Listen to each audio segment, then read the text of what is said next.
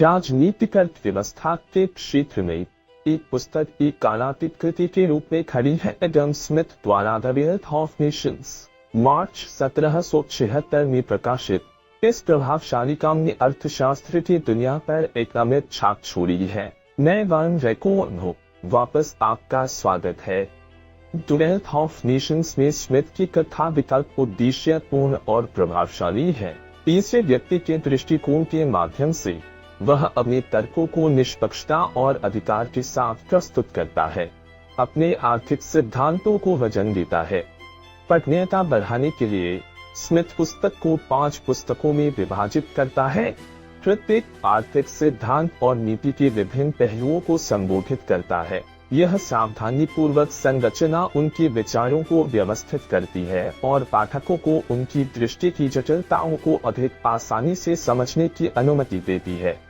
Smith की कथा शैली स्पष्टता और संक्षिप्तता से चिह्नित है, जिससे उनके विचार पाठकों के लिए उनकी आर्थिक पृष्ठभूमि की परवाह किए बिना सुलभ हो जाते हैं। वास्तविक दुनिया के उदाहरणों और केस स्टडीज का उनका उपयोग उनके तर्कों को जीवन में लाता है, सिद्धांत और व्यवहार के बीच की खाई को पाटता है। इस दृष्टिकोण को अपनाकर स्मिथ अपने विचारों की शक्ति को दर्शाने में सफल होता है। वह एक ज्वलंत तस्वीर पेश करते हैं कि कैसे मुक्त व्यापार, प्रतिस्पर्धा और व्यक्तिगत स्वतंत्रता आर्थिक विकास और समृद्धि के लिए महत्वपूर्ण उत्प्रेरक है। स्मिथ की कथा पसंद पाठक को आकर्षित करती है, उन्हें अपने शब्दों के महत्व पर विचार करने का आग्रह करती है। उनका आधिकारिक स्वर और प्रेरक वितरण आर्थिक सिद्धांतों के महत्व की समझ को बढ़ावा देता है, जो समय से परे है। जैसा कि हम राष्ट्रों की संपत्ति की गहन अंतर्दृष्टि में उतरते हैं, आइए हम एडम स्मिथ के स्थायी ज्ञान को गले लगाएं। एक साथ हम आर्थिक समृद्धि को उजागर कर सकते हैं और सभी के लिए एक उज्जवल भविष्य का निर्माण कर सकते हैं। द वेल्थ ऑफ नेशंस के पन्नों के भीतर एडम स्मिथ अपने प्रमुख संदेशों और सहायक तर्कों के माध्यम से आर्थिक समृद्धि के लिए एक सम्मोहक मामला प्रस्तुत करता है। स्मिथ का पहला प्रमुख संदेश आर्थिक विकास को चलाने और समृद्धि को बढ़ावा देने में मुक्त व्यापार और प्रतिस्पर्धा के अपार लाभों पर जोर देता है। वह दर्शाता है कि कैसे मुक्त व्यापार विशेषज्ञता के लिए अनुमति देता है, जिससे अधिक उत्पादकता, कम कीमतें और वैश्विक बाजारों का विस्तार होता है। स्मिथ का दूसरा प्रमुख संदेश नवाचार और उद्यमिता को बढ़ावा देने में व्यक्तिगत स्वतंत्रता और संपत्ति के अधिकारों की महत्वपूर्ण भूमिका पर प्रकाश डालता है। उनका तर्क है कि जब व्यक्तियों को अपने हितों को आगे बढ़ाने और अपनी संपत्ति की रक्षा करने की स्वतंत्रता दी जाती है, तो वे नवाचार करने और नई संपत्ति बनाने के लिए प्रेरित होते हैं। स्मिथ का तीसरा प्रमुख संदेश बाजारों को विनियमित करने और सार्वजनिक वस्तुओं को प्रदान करने में सरकार की भूमिका को संबोधित करता है। वह व्यवस्था बनाए रखने और आवश्यक सार्वजनिक वस्तुओं को प्रदान करने में सरकार के महत्व को स्वीकार करते हैं, लेकिन अत्यधिक हस्तक्षेप के खिलाफ चेतावनी देते हैं, जो बाजार दक्षता में बाधा डाल सकते हैं। पुस्तक के दौरान स्मिथ वास्तविक जीवन के उदाहरणों और अनुभवजन्य सबूतों के धन के साथ अपने तर्कों का समर्थन करता है। वह ब्रिटिश व्यापार पर नेविगेशन अधिनियमों के प्रभाव, अंतर्राष्ट्रीय वाणिज्य पर टैरिफ के प्रभाव और श्रम के विभाजन से उत्पन्न उत्पादकता लाभ की पड़ताल करता है। मूक साक्ष्य में अपने विचारों को आधार बनाकर स्मिथ अपने प्रेरक मामले को मजबूत करता है और पाठकों को आर्थिक समृद्धि के लिए अपनी दृष्टि को गले लगाने के लिए प्रोत्साहित करता है।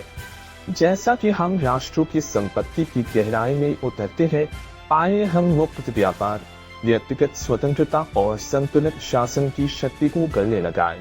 साथ मिलकर हम अपनी अर्थव्यवस्थाओं की पूरी क्षमता का उपयोग कर सकते हैं और साझा समृद्धि का भविष्य बना सकते हैं। द वेल्थ ऑफ नेशंस का जन्म एडम स्मिथ के शिक्षित और प्रेरित करने के मिशन से हुआ था। आर्थिक प्रणालियों के उनके व्यापक विश्लेषण का उद्देश्य मुक्त व्यापार, प्रतिस्पर्धा और व्यक्तिगत स्वतंत्रता के लाभों की वकालत करना था, जिससे विचारों की क्रांति हुई। स्मिथ का इरादा आलोचनात्मक सोच को भड़काना और अपने समय की दमखोर व्यापारिक प्रणाली को चुनौती देना था। उनका मानना था कि खुलेपन और स्वस्थ प्रतिस्पर्धा को अपनाने से व्यापक समृद्धि का मार्ग प्रशस्त होगा। सदियों से आर्थिक सिद्धांत और नीति पर राष्ट्रों की संपत्ति का गहरा प्रभाव स्पष्ट है।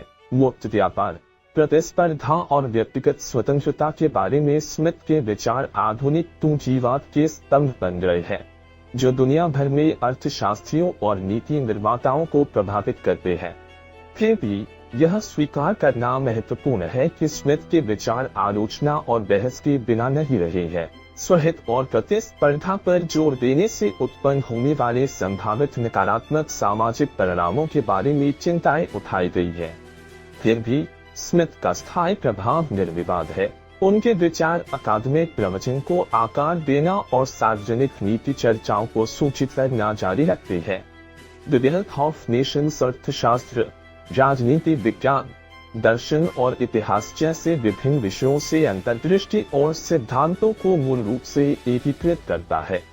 स्मिथ श्रम और मूल्य के विभाजन की अपनी अवधारणाओं को परिष्कृत करने के लिए डेविड ह्यूम और रिचर्ड कैंटिलॉन जैसे विचारकों के कार्यों पर ध्यान आकर्षित करते हैं। इसके अलावा पुस्तक भविष्य के रुझानों और संभावनाओं की पड़ताल करती है, जो राष्ट्रों की समृद्धि पर मुक्त व्यापार के सकारात्मक प्रभाव और आर्थिक विकास को बढ़ावा देने में तकनीकी प्रगति के सतत अभियान की भविष्यवाणी करती है। विभिन्न विषयों से अंतर्दृष्टि को एकीकृत करके और भविष्य के रुझानों पर विचार करके द वेल्थ ऑफ नेशंस आर्थिक नीति पर एक व्यापक और अंतर्विषय परिप्रेक्ष्य के साथ अपने प्रमुख संदेशों को मजबूत करता है। यह इस बहुआयामी लेंस के माध्यम से है कि स्मिथ के विचार सहन करते हैं। वे समय को पार करते हैं, आर्थिक विकास, नवाचार और प्रतिस्पर्धा की सार्वभौमिकता से बात करते हैं। जैसा कि हम राष्ट्रों की संपत्ति का पता लगाते हैं, आइए हम इसके पृष्ठों के भीतर स्थायी ज्ञान को गले लगाएं। साथ में हम एडम स्मिथ के परिवर्तनकारी विचारों द्वारा निर्देशित समृद्धि और प्रबुद्धता के भविष्य का निर्माण जारी रख सकते हैं। राष्ट्रों के धन की गहराई की खोज ने आपकी रुचि को बढ़ा दिया है और अब आप एक गहरी समझ चाहते हैं। आइए एक साथ इस ज्ञानवर्धक यात्रा की शुरुआत करें। जैसा कि आप स्मिथ की उत्कृष्ट कृति में उतरते हैं, दो प्रश्न आपको उनके विचारों की गहन समझ की ओर मार्गदर्शन करेंगे। प्रश्न 1: मुक्त व्यापार के लिए स्मिथ का तर्क क्या है और वह कैसे तर्क देता है कि यह श्रमिकों की उत्पादक शक्तियों में सुधार करता है। स्मिथ सावधानी पूर्वक मुक्त व्यापार के लाभों का विश्लेषण करता है, इसके तर्क और श्रमिकों की उत्पादकता पर इसके परिवर्तनकारी प्रभाव का अनावरण करता है। उनके तर्क खुले बाजारों की मुक्ति शक्ति को प्रकट करते हैं, व्यक्तियों के भीतर उत्पादक क्षमता को उजागर करते हैं और आर्थिक विकास को बढ़ावा देते हैं। प्रश्न 2: समय के साथ राष्ट्रों की संपत्ति कैसे प्राप्त हुई है और इसकी वर्तमान स्थिति क्या है? द वेल्थ ऑफ नेशंस ने इतिहास के गलियारों को पार किया है, आर्थिक विचारों पर एक अमिट छाप छोड़ी है। इसका स्वागत गतिशील रहा है, बौद्धिक प्रवचन और नीतिगत ढांचे को आकार दे रहा है।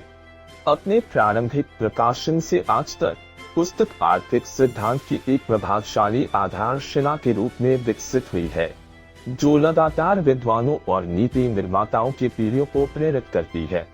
वार्मरेकून में हमारा मूल इरादा महान पुस्तकों और पेचीदा विचारों को साझा करने से परे है।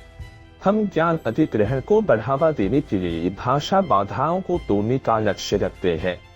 हमारी पुस्तक समीक्षा वीडियो वर्तमान में 10 से अधिक भाषाओं में संस्करणों का समर्थन करती है। हम ईमानदारी से आपके समर्थन और ध्यान की सराहना करते हैं।